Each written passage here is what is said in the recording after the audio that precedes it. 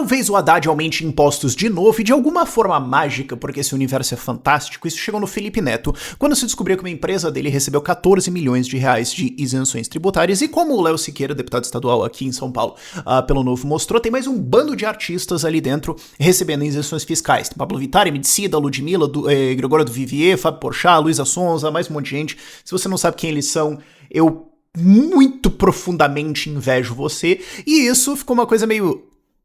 Oi? Isso nos dá uma oportunidade pra gente aprender sobre o que são essas isenções fiscais, o impacto delas no Brasil, essa conversa toda de acabar com elas e quais seriam os resultados disso, por que o Brasil tá falindo e também, mais importante de tudo, discutir o que é o Estado, porque se você entende libertarianismo, se você entende esse livro aqui, que tem mais de 100 anos, você sabe que não deveria ser nenhuma surpresa descobrir esse tipo de coisa.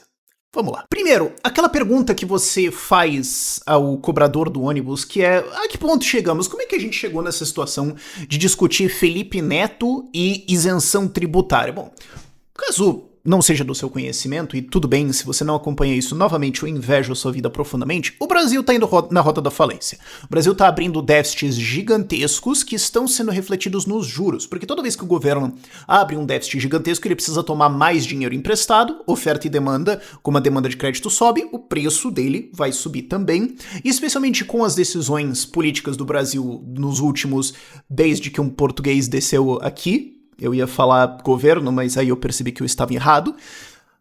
Investir no Brasil não é uma coisa exatamente muito atrativa, então a gente está tendo fuga de capitais, o que faz com que os juros da dívida subam, o que faz com que os juros da economia como um todo subam. E isso faz com que hoje tomar crédito seja extremamente caro, ao ponto que, e eu quero fazer um outro conteúdo sobre isso, se você for ver o custo de juro comparado com o retorno sobre capital investido das empresas listadas na Bolsa, na Bovespa, 75% delas estão com um retorno de capital investido abaixo do rendimento do tesouro. O que significa que seria melhor elas fecharem a operação inteira e botar o caixa no tesouro direto. 3 em cada 4 empresas listadas no Bovespa. Então, esse problema do déficit brasileiro é gigantesco, ele precisa ser resolvido e já há mais de mês o governo está falando que tem que fazer um corte, que vai ser feita alguma reforma aí. Ok, mas qual?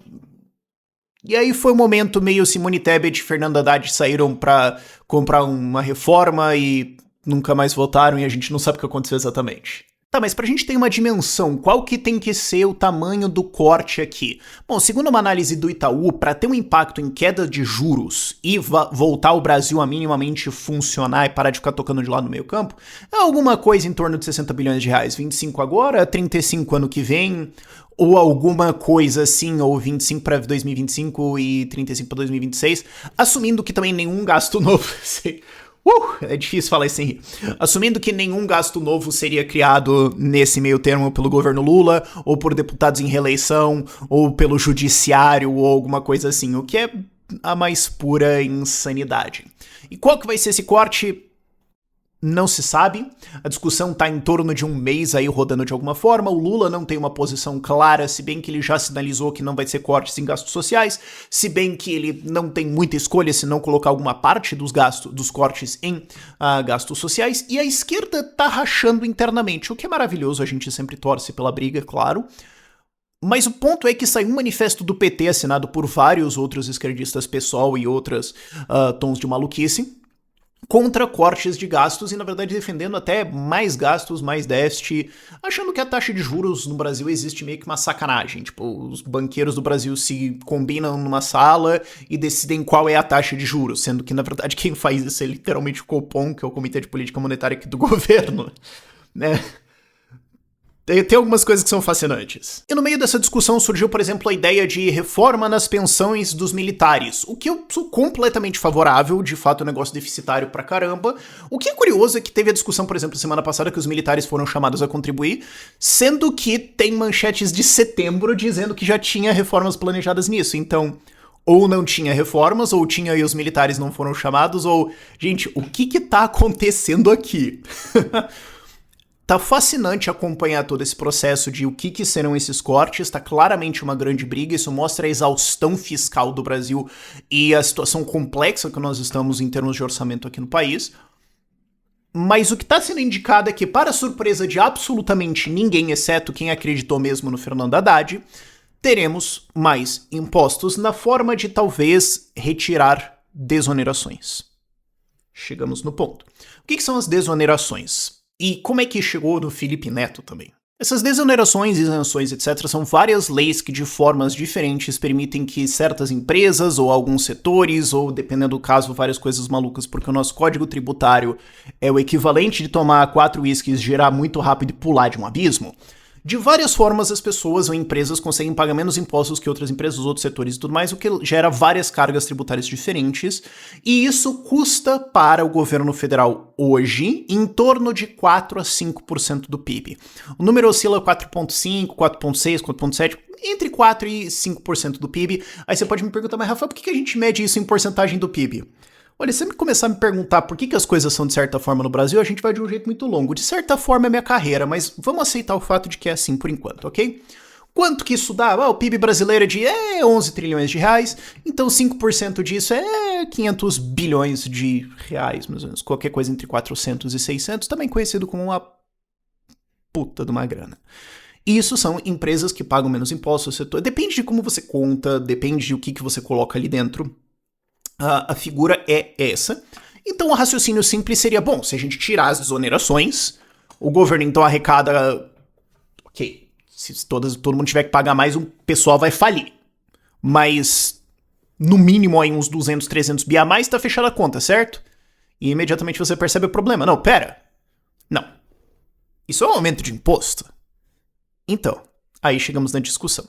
E isso sempre dá problema, porque toda vez que você vai falar dessas desonerações e mexer nisso, as empresas e setores que são afetados mandam o seu exército de lobistas pra Brasília pra falar que não, veja bem, não, eu não pago, porque olha isso, e começa uma puta briga de lobby, o que é extremamente interessante pros deputados e pros senadores e pro governo, porque eles podem cobrar propinas desses lobistas pra então defender os interesses deles. E assim, gente, isso acontece, ok? É muito mais barato você subornar um político do que você pagar imposto. É por isso que tem várias empresas grandes que não pagam impostos. E por isso que, num estado altamente regulado, com um código tributário grande e complexo, quanto mais sujo você é, mais você tem vantagem, porque você está disposto a fazer o que as pessoas honestas não estão dispostas a fazer. Então daí depois, quando a gente olha para o nosso empresariado e vê uma baixa qualidade de pessoas, para dizer o mínimo, não é como se isso fosse uma culpa do capitalismo, entende? É muito mais os incentivos do jogo e o que ele tá selecionando. Mas o ponto é, estão querendo discutir essa história de retirar as desonerações, e no meio disso, o Haddad publicou a lista de beneficiados do PERSE e da desoneração da Folha, que são 2 programas de desoneração no Brasil que provavelmente ele está com os olhos mirando nisso. E isso expôs um monte de gente, um monte de empresas, entre eles a Play 9, que é uma empresa do Felipe Neto, que recebeu 14 milhões de reais de desonerações do PERSE. E isso fez muita gente olhar e falar, cara, mas não tem petista grátis, né? E assim chegamos no Felipe Neto. E, curiosamente, ele deu a desculpa de que ele é um sócio minoritário na empresa, que não cuida do financeiro, que não tava sabendo, que tem uma outra empresa dele que não usa, que... E aí, a resposta óbvia é, cara, se fosse um opositor fazendo isso, você, Felipe Neto, teria aceitado essa desculpa e falar, não, tá tudo bem. Não, né? Então a gente não vai aceitar a sua porque reciprocidade. Segundo que vai te catar. Terceiro que se você é um sócio, você recebe dividendos da empresa. Então por mais que você não esteja envolvido na decisão, em algum nível você se beneficiou. Certo? E não só isso, como o Léo Siqueira, que é deputado aqui estadual pelo Novo aqui no estado de São Paulo, mostrou, tinha uma porrada de artistas lá dentro e um monte de gente recebendo. E não tô dizendo que todos eles estão sendo comprados pelo governo ou tudo mais, eu acredito que é muito mais uma recompensa por um bom trabalho prestado. Mas o ponto é que isso é extremamente esquisito e a gente começa a discutir, bom, e aí, vai manter esse PERSE ou não? Que história é essa? O que torna ainda mais hilário uma desculpinha do Felipe Neto de que isso é uma cortina de fumaça. Não, sim. Cara, imagina ser tão narcisista ao ponto que a sua desculpa é... Não, o Fernando Haddad soltou essa lista para ser uma cortina de fumaça em cima de uma operação da Polícia Federal hoje em cima de bolsonaristas e por isso eu tô me ferrando. Não é fascinante uma mente que chega a uma conclusão dessas. Mas voltando às isenções, que é de fato a discussão importante aqui. Primeiro, coisas que precisam ser estabelecidas. Essas isenções eram em torno de 2% do PIB no fim do governo Fernando Henrique Cardoso, e durante o governo Dilma e Lula, aliás, o Lula e Dilma, na verdade, né, se for pegar a ordem cronológica, subiu para em torno de 4, 4,5% ou quase 5%. E no governo Temer e no governo Bolsonaro ficaram mais ou menos a mesma coisa. Então, é uma política do PT. Vamos deixar isso aqui extremamente claro. Já existia antes no Fernando Henrique Cardoso, agora eles mais que dobraram. E vale lembrar também que isso aconteceu enquanto o PT tinha o mensalão e depois o petrolão, quando ele tinha o absoluto congresso do legislativo no Brasil. Então, se essas políticas foram colocadas, não é como se o PT fosse uma vítima. Eles tinham controle do que estava acontecendo, o que também ergue várias suspeitas de que, como eu falei antes, isso possa ser puramente corrupção e propina. As empresas estão pagando, não estou dizendo que todas as empresas que estão recebendo isenções estão nesse caso, ou que todas as isenções são isso. Agora, o que eu tô dizendo é que é altamente improvável que nenhuma não seja algum somebody love feito ali. Vocês entendem meu ponto? Boa parte disso aqui pode ter sido de fato corrupção, e isso significa que, para fechar as contas do governo federal, mais impostos tiveram que ser seguidos em outras pessoas. E aí o que o Haddad quer chegar com isso, o que várias pessoas que são contra isenções, que não necessariamente são socialistas, querem chegar com isso? Bom, a gente deveria retirar elas. Sim e não. Vamos lá. Se você retirar elas, na prática o que você está propondo é subir a carga tributária do Brasil em torno de 4 a 5% do PIB. A gente já é uma das 20 maiores cargas tributárias no mundo em relação à proporção do PIB taxado pelo governo. A gente iria para um nível europeu de impostos. Estaria norte de 40% do PIB de impostos se isso aqui fosse colocado. Não, acho que não norte, mas provavelmente alto 30, 38, 37, 39. Eu tô pensando alto agora, eu não tinha inserido isso na pauta. Mas uma carga violenta no nível praticamente europeu, acima de Reino Unido, acima de Canadá, acima de Estados Unidos, acima de Nova Zelândia. Piada é essa? Aí depois o Brasil é um país pobre, ou depois todo mundo tem que trabalhar numa escala 6x1 pra minimamente não morrer de fome, as pessoas não entendem por quê. E vale lembrar, o impostômetro aqui no Brasil bateu 3 trilhões de reais já, impostos cobrados, roubados da população, porque imposto é roubo, pela União, estados e municípios, já passaram de 3 trilhões de reais. 54 dias mais cedo do que em 2023, quando, por uma fantástica crueldade irônica do destino, a gente bateu 3 trilhões de reais no Natal. Um grande presente de Natal. A gente bateu isso agora 54 dias antes, um aumento real de 20%, que é extremamente assustador. E depois quebra um pouco aquela narrativa de, mas não teve aumento de imposto. E essas são as mesmas pessoas que querem regular a internet e redes sociais para evitar fake news, né? O que, explicando de outra forma, é a mesma coisa que dizer que a proposta, então, é a gente dar mais em torno de 400 a 600 bilhões de reais na mão de políticos, e é isso que vai resolver o Brasil. Eu adoro quando você troca Estado ou governo por políticos.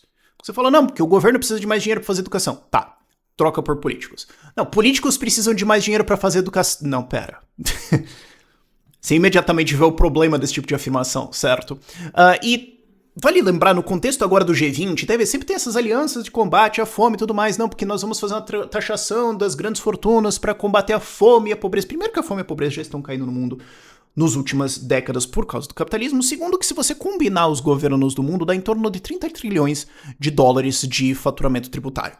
E com esse dinheiro todo, eles não combateram a fome e a pobreza. Por que eu deveria acreditar que dar um pouco mais de dinheiro para eles vai resolver isso, sendo que eles já têm 30 trilhões de reais e não resolveu? Tipo, se você não resolve um problema com 30 trilhões de dólares, aliás, eu falei reais antes, dólares, se você não resolve com 30 trilhões de dólares, você não vai resolver com mais.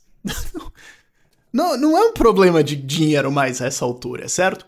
E, inclusive, durante o G20, o Milei publicou, via o governo argentino, uma carta falando, olha, vocês estão querendo aqui fazer soluções estatais, Agenda 2030, todas essas coisas.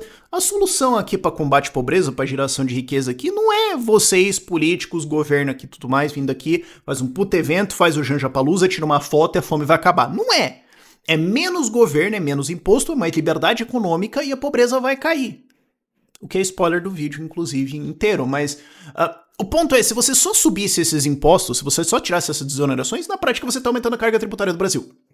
E ok, isso resolve o déficit do Brasil e resolve um problema da dívida um pouco, mas também cria uma gigantesca despesa que vai ser colocada nas empresas, pessoas, ou em desemprego, ou de alguma forma paga por alguém. E como é que isso avançou esse país? Se a gente fosse fazer isso, o que a gente deveria fazer é, ok, acaba com essas isenções, desonerações, etc, etc, e redistribui a carga tributária depois para ficar mais igual para todo mundo. Eu digo mais igual para todo mundo porque a noção de um imposto igual para todo mundo é meio absurda. Inclusive o Rothbard aborda isso lá no Homem Economista, esse livro verde aqui que eu vivo pegando nos vídeos ultimamente, que ele fala, cara, não tem muito sentido porque assim, se a alíquota é igual para todo mundo, o valor pago por todo mundo vai ser diferente. Se você tem uma quantidade flat reta para todo mundo, os pobres vão se ferrar um monte e os ricos vão pagar uma porcentagem pequena do patrimônio deles. Então, e a economia é tão complexa que você não tem como saber se, dado impostos de renda, de consumo, etc, etc, o que tá todo mundo pagando de alguma forma, não dá. E qualquer maluquice de um imposto único também não funciona.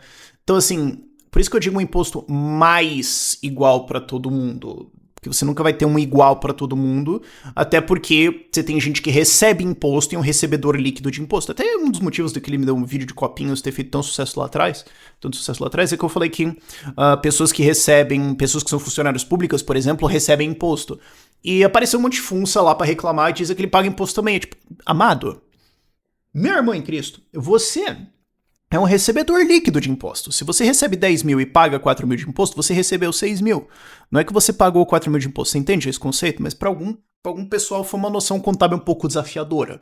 Mas então, o ponto é que enquanto tem gente recebendo do Estado, não, você não tem uma carga tributária igual para todo mundo, porque você vai ter recebedores, porque esse é o ponto do Estado inteiro, ter recebedores. E mesmo que você só alterasse tudo isso e falasse, olha, nós vamos tirar todas as desonerações e redistribuir para todo mundo e ficar um pouquinho mais certinho as alíquotas, que não é o que está sendo proposto aqui, o que está sendo proposto indiretamente é subir imposto de qualquer forma, isso ainda não avançaria muito o país, porque a gente pode fazer o argumento contrário de que também colocar essas desonerações também não ajudou muita coisa, né? A gente não teve crescimento real de salários desde 1986, eu abordei isso no meu vídeo passado sobre a escala 6x1, a gente teve uma queda de salários de 4% no setor privado e 23% de aumento no setor público, o que inclusive revela a causa da história, durante esse período de 1986 para 2019, e aí, qual que é o plano aqui? Teve todas essas desonerações, o Brasil cresceu fantasticamente por causa disso? Não, a gente largamente está no mesmo lugar. Então, se desfizer, vai mudar alguma coisa? Também não muito. O que leva a um ponto um pouco contraintuitivo, especialmente de você ver num canal libertário, que é que talvez o imposto não seja o maior problema do Brasil, ao ponto que você pode mudar a alíquota pra lá um pouquinho ou pra cá um pouquinho, que, embora continue sendo roubo e seja uma coisa extremamente desagradável, a maior parte do prejuízo, peso, impedimento, pedra nas costas desse país tá em outras coisas que também dificultam o crescimento econômico. Burocracia, regulação, incerteza política, judiciário maluco, corrupção dentro do sistema, crime, instabilidade política, falta de confiança no país. Eu já falei instabilidade política. Se eu falei, eu falo de novo. Instabilidade política, porque a gente tem umas 3 dessa. Todas essas coisas também afetam o desenvolvimento de produtividade no Brasil. Então, você mexer nisso aqui vai resolver isso de alguma forma? Não. Então, se a proposta for, nós vamos tirar as desonerações e é isso, ok, ao invés da gente tomar dívida e pagar juros mais caros nisso, você cobra mais impostos nas pessoas e nas empresas e é isso, o Brasil vai ficar igual. Se tivesse algum debate de abertura econômica, de abertura internacional, de facilitação regulatória, de alguma simplificação, de garantia de melhor direito de propriedade privada, de reforma do judiciário, mas a gente sabe que isso não vai acontecer no governo Lula. A gente sabe que isso é a antítese completa do que eles acreditam. Se você tivesse toda essa discussão, e o Milei vai ser o melhor exemplo possível disso, inclusive eu adorei hoje estar soltando o vídeo de 1 ano de Milei, porque ontem ou hoje foi 1 ano de vitória dele, mas infelizmente o Felipe Neto me roubou isso, desgraçado. O Milei vai ser o melhor exemplo disso, porque ele tá fazendo toda a reforma de abertura econômica da Argentina, que de fato tá dando efeitos fantásticos. Spoiler, tem um estudo do JP Morgan que mostra que o PIB deles no último trimestre anualizado cresceu 8,5%. Essas coisas pesam, não é só os impostos. Até porque se imposto fosse uma coisa extremamente determinante, Brasil, Polônia e Estônia estariam iguais, porque a gente tem mais ou menos a mesma carga tributária, ou Reino Unido. Mas não é só a carga tributária, é o software que está colocado em cima do hardware do país. E, obviamente, o software que a gente tem é muito diferente da Estônia ou o Reino Unido. E por mais que a gente tenha críticas ao Reino Unido ou à Polônia por estar na União Europeia e tudo mais, claramente existe um picolé de limão e um picolé de bosta. Agora, isso não muda o fato de que esses programas têm problemas no desenho deles. Por exemplo, o Perse. O Perse é para compensar empresas de cultura, eventos, etc., que foram penalizadas pelos lockdowns. Praticamente todo mundo foi penalizado pelos lockdowns. Por que essas empresas receberam mais? Não, porque elas foram desproporcionalmente afetadas. Tá, mas então o certo não seria a gente fazer uma discussão de o quanto cada um foi afetado proporcionalmente, fazer algum programa de... Mas se todo mundo foi afetado, então no fim das contas, todo mundo vai receber de todo mundo. Não, na prática, na verdade, funcionários públicos tomariam um puta corte, porque eles ficaram recebendo certinho pra pagar todo mundo, mas obviamente isso não vai ser discutido. Então, por que um setor ganha e o outro não? Ah, porque esse setor aqui tem pessoas extremamente influentes na cultura que se tiverem um alinhamento político ou não pode gerar problemas. Ah, então não é uma política econômica ou contábil. Ah, ok. E a desoneração da folha, ok, ela afeta vários setores, mas não necessariamente outros. Ela ajuda empresas grandes, não necessariamente empresas pequenas. Tem distorções aí. Caberia uma discussão, eu admitiria uma discussão disso aqui se não fosse o Haddad ou o Lula fazendo. Porque aí a gente sabe que a discussão não é sincera. Sabe, a gente poderia ter uma discussão de reformar isso aqui de alguma forma ou tentar otimizar, mas a gente sabe que na configuração atual do Congresso Nacional, do Lula, Haddad, etc., de alguma forma que você não entendeu ainda, mas você vai entender quando acontecer, alguém vai passar a mão em você. Então não adianta querer ter a discussão agora. Tá, mas por que esses setores, então, têm essas desonerações e outros não? Gente, eu já expliquei ao longo do vídeo, mas explicitando aqui. São entretenimento, são eventos, são pessoas influentes que, se elas têm uma posição política essa ou aquela, vai influenciar pessoas. Então eles vão receber desproporcionalmente mais dinheiro do Estado. Ah, mas a desoneração da folha ajuda as grandes empresas e tudo mais. Vamos voltar lá no vídeo lá atrás, onde eu falei que grandes empresas vão mandar os seus lobistas para Brasília para chorar. Se você tem uma grande empresa, o melhor investimento que você pode fazer disparado e não tem absolutamente nenhuma discussão sobre o assunto é lobby. Investimento, pesquisa, blá, blá, blá, tudo isso é uma despesa burra. Tudo isso. Se você não tem um investimento pesado no seu departamento de lobby dentro da sua empresa no Brasil, eu não faço a mais puta vaga ideia de o que você tem na sua cabeça se você é uma empresa grande. Porque não tem sentido nenhum dos seus outros gastos, porque eles serão destruídos, porque outras empresas e setores terão e você vai pagar a conta. O que nos leva à função do Estado? Eu queria agradecer aqui o Felipe Neto, porque assim, as pessoas acham que ele não tem utilidade, ou que ele é... Não, você precisa do erro para instigar o debate sobre o acerto. O conhecimento existe na possibilidade da ignorância, eu acredito. Assim como o bem existe dentro da possibilidade do mal. Então ele nos deu a proporção aqui, nos proporcionou uma oportunidade aqui de discutir o que é o Estado. Porque as pessoas têm essa visão fofinha de que é para fornecer serviços, educação, segurança, proteção, ordem, justiça, pesquisa, proteger o meio ambiente. E não. O Estado é uma aliança entre políticos, empresários e apoiadores do regime diversos na cultura, academia, religião, etc., para eles viverem do seu dinheiro. E isso não é uma coisa nova que eu tô falando, como eu falei lá no começo do vídeo. Isso aqui tá explicado pelo Franz Oppenheimer nesse livro aqui, O Estado, desde 1908. Esse livro aqui tem mais de um século. Ah, mas por que eu nunca ouvi falar dele? Quem que regula o sistema educacional no Brasil? Pois é, vamos lá. Não deveria ser surpreendente que artistas estão recebendo Perse ou que têm vários gastos de várias formas diferentes que não são racionais do ponto de vista de entregar serviços e qualidade para você pagador de impostos, mas são extremamente racionais no ponto de vista de manutenção do Estado. E note, eu não estou falando só o governo, existe uma diferença entre Estado, governo e governança, ok? Adendo.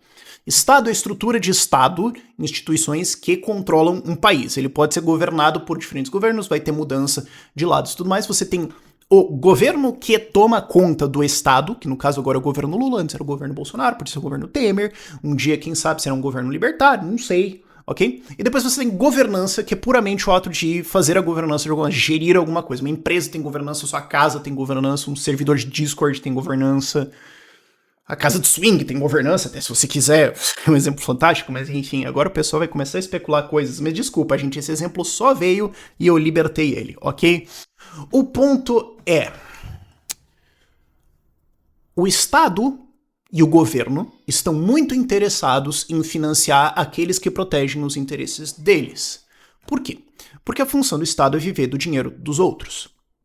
Só que como eles são poucos e os pagadores são muitos, e violência tem um custo de transação extremamente alto, é muito caro, é muito incômodo ficar oprimindo todo mundo violentamente, depois de um tempo fica meio óbvio também, pode ficar chato, o pessoal pode se revoltar, é muito mais fácil, e é muito mais barato, e é muito mais seguro se você comprar as pessoas que influenciam as massas. Você pode fazer isso via o desenvolvimento de religiões, via criar uma religião ou infiltrar alguma religião. Você pode fazer isso depois, o Oppenheimer explica isso no livro dele, conforme a religião reduziu o seu protagonismo na estrutura social, você pode fazer isso com a academia, com os artistas, com os influenciadores, com pessoas que vão de alguma forma entrar na cabeça das pessoas e dizer o que elas acham. Você pode fazer isso via um sistema de educação, onde todo mundo tem que passar lá e ouvir a sua versão dos fatos. E assim você mantém o Estado funcionando. Não que isso seja um grande plano em que todos os políticos sentam e calculam tudo como eles vão fazer. Você não precisa fazer isso. Você pode ter um sistema puramente de seleção natural. Estados que fazem isso muito bem vão crescer, políticos que fazem isso muito bem vão tender a assumir o governo e ser o controlador do Estado e implementar as visões deles, enquanto os que não fizerem isso também vão ficar de fora. Então, o que você vai ter no longo prazo? Uma tendência muito forte de que o Estado se torne uma máquina de comprar apoio das pessoas, enquanto políticos estão recebendo deles e fica tudo certinho lá. Empresários também vão ter um incentivo para entrar nisso, porque também conforme empresas se tornaram um grande player na governança de países, nos últimos 100 anos, talvez um pouquinho mais, mas enfim. Mas tinha o Pierpont Morgan lá 1800 e tá, mas você entende o meu ponto? Elas também vão ter um incentivo pra entrar na câmara ali com o governo, falar, a gente paga umas propinas aqui, defende vocês, doa pra campanha e a gente ganha umas isenções, a gente ganha regulações que impedem... Cadê? Esse livro aqui, muito louco. Railroads and Regulation. É um livro do Gabriel Coco, que curiosamente era um socialista, mas que ele explica como a primeira agência de regulação dos Estados Unidos de transportes queria regular ferrovias, não porque tinha algum problema exatamente, mas porque os donos de ferrovias não queriam mais competir um com o outro, eles não queriam mais correr riscos e poder falir, eles queriam só combinar, vamos combinar que a tarifa é essa aqui e tudo mais, porque a gente tentou fazer cartéis ao longo de 2 ou 5 décadas e nunca deu certo. Então vamos usar o Estado para fazer um cartel e punir quem não participar dele? Que tal? E assim você teve o começo de regulação. Então vai ter um incentivo para todo mundo entrar dentro desse jogo, participar e você pagar a conta. Essa é a função real do Estado. Não de prover serviços ou cuidar de você. Vamos pegar 3 exemplos relativamente recentes que a gente pode ver disso, ok? Teve o G20 agora no Rio de Janeiro, puta festa, custou caro pra caramba. E teve carro do governo roubado. E aí vai lá, polícia, fuzil, helicóptero, puta operação pra recuperar o carro. Ok, se fosse o seu carro. Quem aí, como eu, já foi assaltado, perdeu o celular e tinha rastreador ligado mostrando aonde tava e a polícia falou, mas que veja bem, é que aí sabe como é que é e tal, e ficou por isso. Ou um exemplo também muito... Todo mundo, e a sua mãe, e a sua família, e todo mundo ao seu redor toma mensagem de golpe todo dia. É e-mail, é mensagem, é tudo. O pessoal não descansa, tentando de alguma forma passar a perna em você. Algum deles é preso? Na verdade, boa parte, porque eles estão fazendo isso de dentro da cadeia. E todo mundo sabe. Então, o Estado não vai impedir gente de passar golpe de dentro da cadeia. Ok. Tá bom. E quando pegaram as fotos da Marcela Temer e um cara ameaçou vazar e chantageou o Temer? Depois o Temer colocou o cachorro dele, o Alexandre de Moraes, pra ir atrás, e o Alexandre de Moraes encontrou o cara, e o cara foi preso. Eles fazem a mesma coisa por quem tá passando golpe nas pessoas hoje? Não. Tá, então a função do Estado é dar segurança ou é proteger a casta monárquica? Ou educação. Vamos lá. O FRJ agora ficou sem água e luz. Não, mas peraí, mas não era pra dar o serviço de educação? Claro que não. A função dela é pagar um grande salário para pessoas influentes serem apologistas do Estado, para serem militantes profissionais de defesa do Estado, especialmente no caso da FRJ e de vários outros no Brasil, da esquerda. É ter uma estrutura de doutrinação, é ser uma barreira para a entrada contra ideologias opostas, no caso, em geral, a direita ou liberais, etc., para que eles não entrem na academia e não tenham validação acadêmica, né? Você coloca aquelas barreiras, não contrata professor, reprova aluno, persegue, tudo mais, pro pessoal não entrar. É criar um espaço também de treinamento de lideranças de esquerda. Essa é a real função da universidade no Brasil, não é ensinar. Até porque se fosse ensinar, eu te perguntaria, ok, então tem alguma consequência por baixo resultado da educação em geral no Brasil? Seja primário, médio ou superior? A gente sabe que a gente tem um baixo resultado. Existe alguma obrigação legal disso ser entregue com qualidade? Não. Existe alguma punição para alguém por não ter feito isso direito? Não. Bom, então qual é a função real? Entende? Ponto. E aliás, você entende por que você nunca ouviu falar dessas coisas aqui na escola também? Qual que é a função? É educar você ou outra coisa? E é fascinante que não só isso está sendo mais descoberto pelas pessoas, porque a Folha hoje soltou um artigo tentando defender que imposto não é roubo, parabéns. Mas a gente tá vendo esse processo em curso de criação de um estado no Rio de Janeiro hoje. Não só no Rio de Janeiro, em outras favelas e em outras cidades também, mas o Rio de Janeiro é o melhor exemplo escarachado disso. No sentido de que teve problema agora de trocou facção dentro de controlando favela, morro, etc. E os caras começaram a expulsar a gente, quer dizer, eles entraram em titulação de terra e proteção de propriedade privada.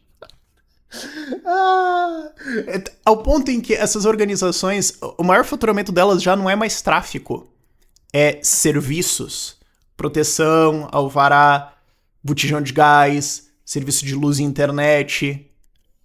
Esse é o principal faturamento hoje de boa parte do crime organizado nas favelas e morros do Rio de Janeiro. E não só isso, eles estão não só passando por essa transição de um bando criminoso aberto para um bandido estacionário que toma controle de uma região, eles também estão indo por todos os passos que eu falei antes. Por exemplo, vamos controlar religiões e usar isso para legitimar o nosso mandato em cima dessas pessoas.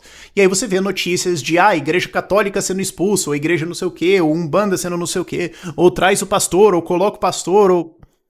Eles estão entrando em religião. Ou baile funk. Agora eles têm Secretaria de Cultura e Lazer. Só falta daqui a pouco ter uma Olimpíada. Nossa, eu devia ter colocado essa na pauta. Puta boa ideia, vou fazer uma Olimpíada. Pra... Agora começa a financiar também. Financiamento de cultura, financiamento de artes, das pessoas influentes que vão criar o ideal, que vão mostrar os heróis, que vão... Tudo isso pra ajudar a legitimar a governança violenta e legítima dessas organizações em cima dessas favelas. Eu acho que o próximo passo vai ser o quê? Eles criarem as próprias escolas. Eles vão colocar... Provavelmente já tem, mas... Eu ficaria surpreso se não tivesse. Mas o currículo próprio. Imagina isso. Agora vai ter as escolas do tráfico que vão colocar a versão deles. Então, ao invés de você estudar a história dos presidentes, você vai estudar a história dos chefes do...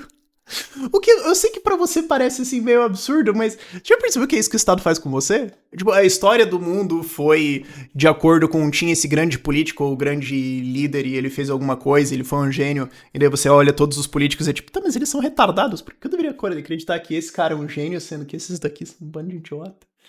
É porque ele que escreveu, né? Entendi o que tá acontecendo. E esse proto-estado traficante se mantém pelo mesmo argumento que o estado atual hoje se mantém. Eles são horríveis.